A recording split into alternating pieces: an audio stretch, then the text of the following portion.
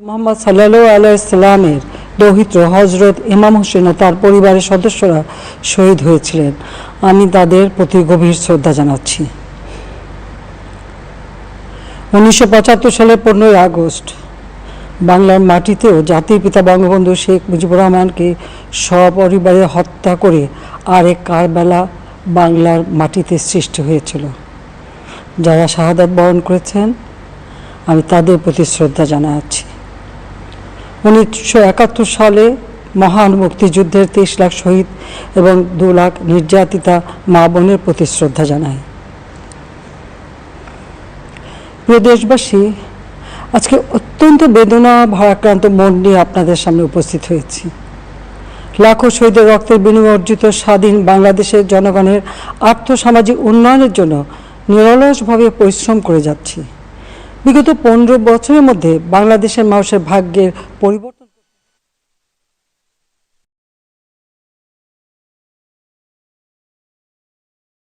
ব্যবহার এবং মানুষের মৌলিক চাহিদা পূরণ করতে অন্ন, বস্ত্র, বাসস্থান, চিকিৎসা, শিক্ষার ব্যবস্থা করে জনগণকে উন্নত জীবন দেওয়ার যাত্রা শুরু করেছি।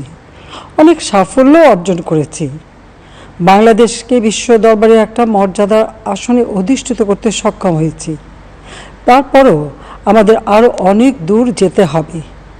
বাংলাদেশের মানুষ যখন একটু স্বস্তি শান্তিতে ফিরে, যখন তাদের মাঝে এমন কোনো ঘটনা ঘটে যা অত্যন্ত বেদনাদায়ক। 2018 সালে ছাত্র সমাজের আন্দোলনে পরিপ্রেক্ষিতে সরকার সরকারি চাকরিতে কোটা প্রথা বাতিল করে একটা পরিপত্র জারি করে। পরবর্তীকালে মুক্তিযোদ্ধাদের পক্ষ থেকে কোটা বহাল রাখার পক্ষে উচ্চ আদালত 2018 সালে জারি করা সরকারের পরিপত্র বাতিল করে দেয়। সরকারের পক্ষ থেকে পরিপত্র বহাল রাখার জন্য সর্বোচ্চ আদালতে আপিল করা হয় এবং মহামান্য আদালত শুনানির দিন ধার্য করে।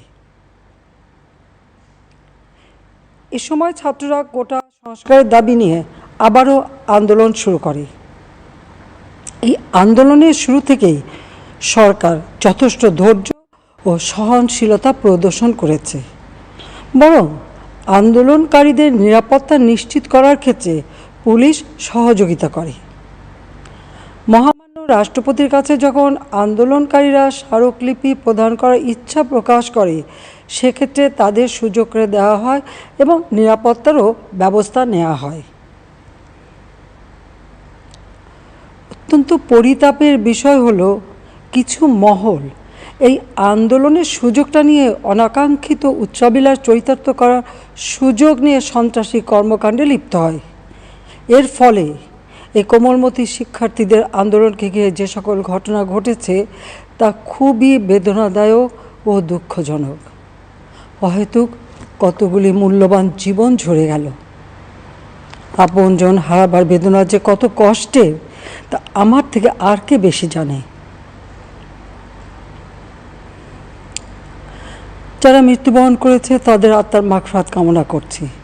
পরিবারের সদস্যদের প্রতি গভীর সমবেদনা জানাচ্ছি।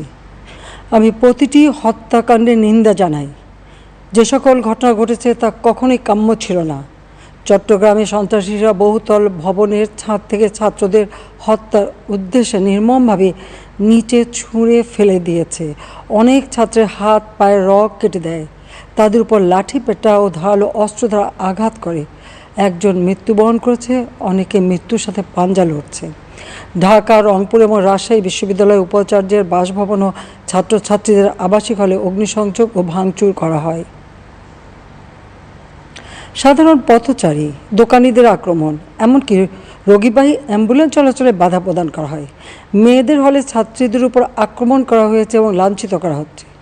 আবাসিক হলে প্রবোজদের হুমকি দেওয়া হয় এবং আক্রমণ করা হয়েছে। শিক্ষকদের উপর চড়াও হয়ে তাদের গায়ে হাত তোলা হয়েছে। আমি বিশ্বাস করি যারা কোটা সংস্কার আন্দোলনে জড়িত তাদের সাথে এই সকল সন্ত্রাসীদের কোনো সম্পর্ক নেই, বরং সন্ত্রাসীরা এদের মধ্যে ঢুকে সংঘাত ও নৈরাজ্যকর পরিস্থিতির সৃষ্টি করছে। এই ধরনের ঘটনার সঙ্গে যারা জড়িত তাদের চিহ্নিত করে উপযুক্ত শাস্তির ব্যবস্থা করা হবে। যারা হত্যাকাণ্ডের শিকার হয়েছে তাদের পরিবারের জন্য জীবন জীবিকা নির্বাহের ক্ষেত্রে যে সহযোগিতা দরকার তা আমি করব। আমি দ্ব্যর্থহীনভাবে ঘোষণা করছি, যারা হত্যাকাণ্ড, লুটপাট ও সন্ত্রাসী কর্মকাণ্ড চালিয়েছে, এরা যেই হোক না কেন, তারা যেন উপযুক্ত শাস্তি পায় সে ব্যবস্থা নেওয়া হবে। আমি আরও ঘোষণা করছি, হত্যাকাণ্ড সহ যে সকল অনভিপ্রেত ঘটনা ঘটেছে, সুষ্ঠু ও ন্যায় বিচারের স্বার্থে সে সকল বিষয় বিচার বিভাগীয় তদন্ত করা হবে।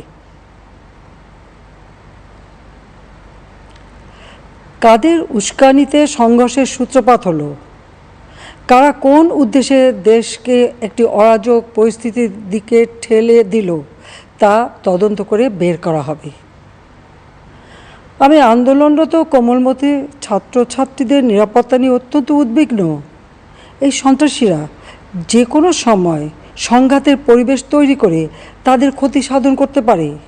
তাই শিক্ষার্থীদের পিতা মাতা, অভিভাবক এবং শিক্ষকদের প্রতি আমার আবেদন, তারা যেন তাদের সন্তানদের নিরাপত্তার বিষয়ে সজাগ থাকেন। একই সাথে সকল শিক্ষা প্রতিষ্ঠানের ছাত্রছাত্রীদের নিরাপত্তার বিষয়টি বিশেষভাবে নজর রাখেন।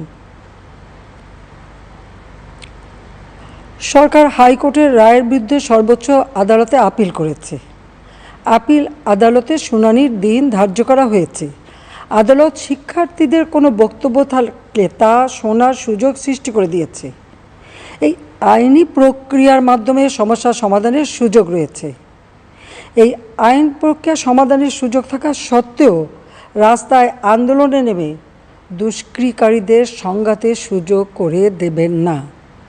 সর্বোচ্চ আদালতের রায় আসা পর্যন্ত ধৈর্য ধরে অপেক্ষা করার জন্য আমি সকলকে বিশেষভাবে অনুরোধ জানাচ্ছি।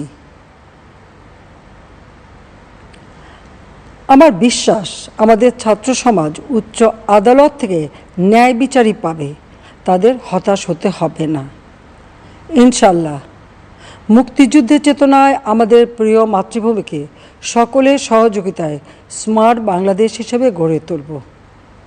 আমি আবারও এই অনাকাঙ্ক্ষিত ঘটনায় যারা নিহত হয়েছেন তাদের জন্য গভীর দুঃখ প্রকাশ করছি এবং পরিবারের সদস্যদের প্রতি আমার সমবেদনা জানাচ্ছি। খোদা হাফেজ। জয় বাংলা, জয় বঙ্গবন্ধু। বাংলাদেশ চিরজীবী হোক।